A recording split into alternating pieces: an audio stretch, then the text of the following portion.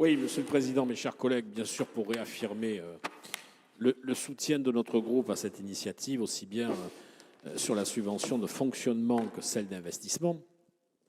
Stéphane Del Pera l'a un petit peu esquissé tout à l'heure. Ce secteur-là a enregistré des succès commerciaux, des succès industriels, et on va quand même s'en féliciter.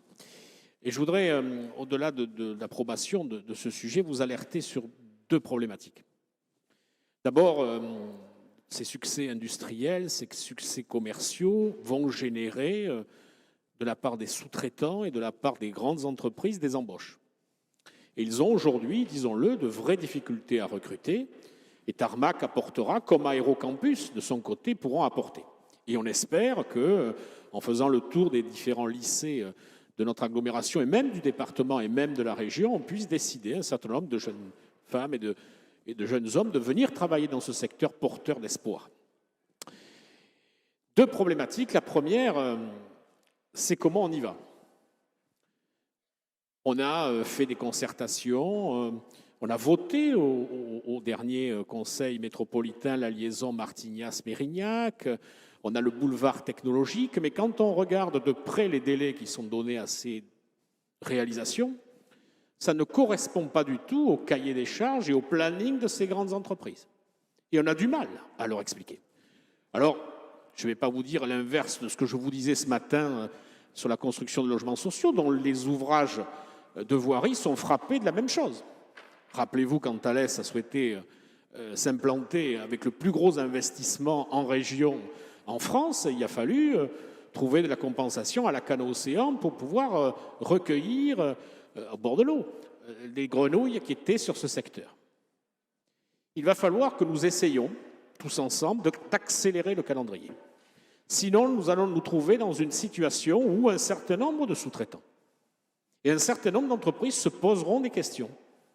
Je le dis depuis un moment, et ce n'est pas pour faire de la polémique, mais Toulouse, qui n'est pas très loin de chez nous, qui a aujourd'hui une dynamique importante, va fermer un certain nombre de hangars, notamment celui qui produit la 380. Alors si certains d'entre vous l'ont visité, il y a de la place. Et il pourrait éventuellement récupérer un certain nombre d'industries parce que les salariés, aujourd'hui, c'est important pour eux. Quand vous recrutez quelqu'un aujourd'hui, la qualité de vie au travail, la qualité pour aller sur son lieu de travail, comment on peut y aller de différentes façons, à pied, en vélo, en voiture, en tram, en bus, etc., va compter dans le choix qu'on aura pour recruter. Donc, je comprends que ça ne pourra pas être fait pour 2022 ou 2023, mais 2025 me paraît beaucoup trop loin à l'échéance d'une entreprise. J'ai eu le plaisir de travailler dans un grand groupe industriel pendant 17 ans. Les conditions n'étaient pas les mêmes, mais quand on avait un projet, il fallait que les choses bougent et je crois que tout le monde peut se mettre autour de la table. La deuxième problématique, elle ne va pas vous étonner, c'est qu'il faut, mes chers collègues, tous ensemble, nous puissions nous mobiliser pour la réouverture de la ligne aérienne Bordeaux-Orly. Ce n'est pas un caprice, ce n'est pas une idéologie, ce n'est pas la navette, ce n'est pas 10 allers-retours par jour, c'est 4 allers-retours par jour. 2 le matin, 2 le soir. Pourquoi 2 le matin et 2 le soir? Là encore, ce n'est pas un caprice. C'est pour simplement absorber la clientèle qui souhaite pouvoir y aller. Depuis quelque temps, je prends davantage le train entre Bordeaux et Paris. Ben, si vous n'y prenez pas à l'avance, vous avez des difficultés. Et ils ont réduit encore pour des questions Covid, mais ça ira dans quelque temps.